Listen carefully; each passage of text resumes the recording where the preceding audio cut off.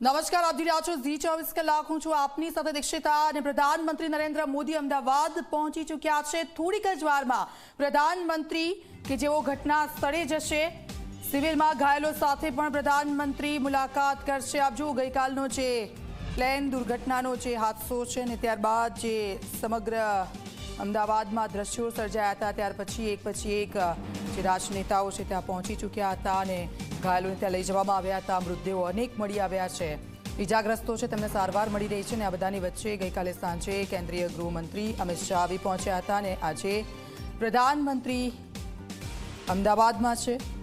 સિવિલમાં ઘાયલો સાથે તેઓ મુલાકાત કરશે, તેમના ખબર અંતર પૂછશે અને આ દુઃખની ઘડીમાં પ્રધાનમંત્રી નરેન્દ્ર મોદી થોડીક જ વારમાં કે જેઓ પહોંચશે સિવિલ હોસ્પિટલ ખાતે, જે ઇજાગ્રસ્તો છે તેમની સાથે વાતચીત કરશે, ઘટના સ્થળ પર જઈને નિરીક્ષણ પણ કરશે અને ઘટના કઈ રીતે ઘટી, કારણ કે આ સૌથી મોટી અને આ દુઃખદ ઘટના કે જેણે તમામ લોકોને સ્તબ્ધ કરી દીધા છે।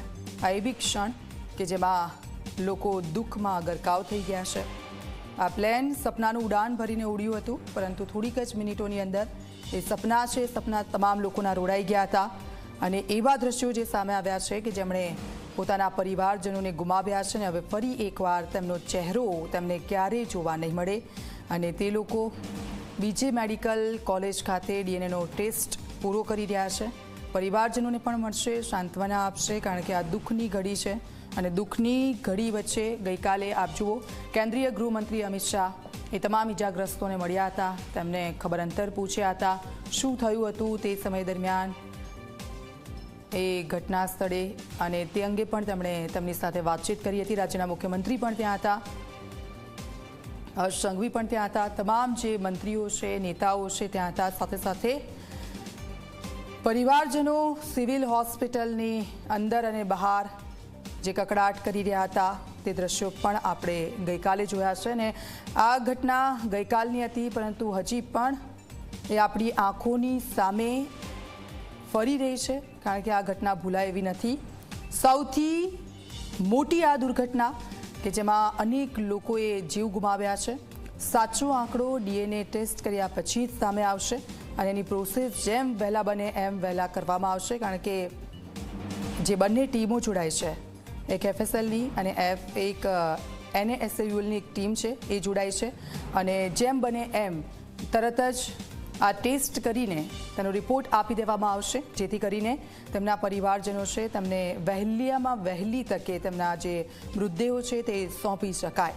ગઈકાલના એ દ્રશ્યો અમે આપને બતાવી રહ્યા છે કે ગઈકાલે જે 1:30 વાગ્યા પછી અમદાવાદના મેઘાણીનગરમાં જે દ્રશ્યો સામે આવ્યા હતા, એર ઇન્ડિયાનું જે લંડન જઈ રહેલી જે વિમાન છે એ અચાનક જ સપનાની ઉડાન તો ભર્યું, પરંતુ એ ઉપર સુધી ન જઈ શક્યું અને ત્યારબાદ પ્લેન ક્રેશ થયું અને એ ઘટના લોકો વિચાર પણ નહોતા કરી શકતા કે અમદાવાદમાં આ પ્રકારની ઘટના બની છે અને ત્યારબાદ વહેલામાં વહેલી તકે આસપાસના લોકો, એનડીઆરએફની ટીમ, પોલીસો, ફાયર બ્રિગેડના જવાનો અને તમામ લોકો છે બચાવના કાર્યો માટે ત્યાં જોડાઈ ગયા હતા। રેસ્ક્યુ ઓપરેશન હાથ ધરવામાં આવ્યું અને આ સીધા દ્રશ્યો અમે આપને બતાવી રહ્યા છે।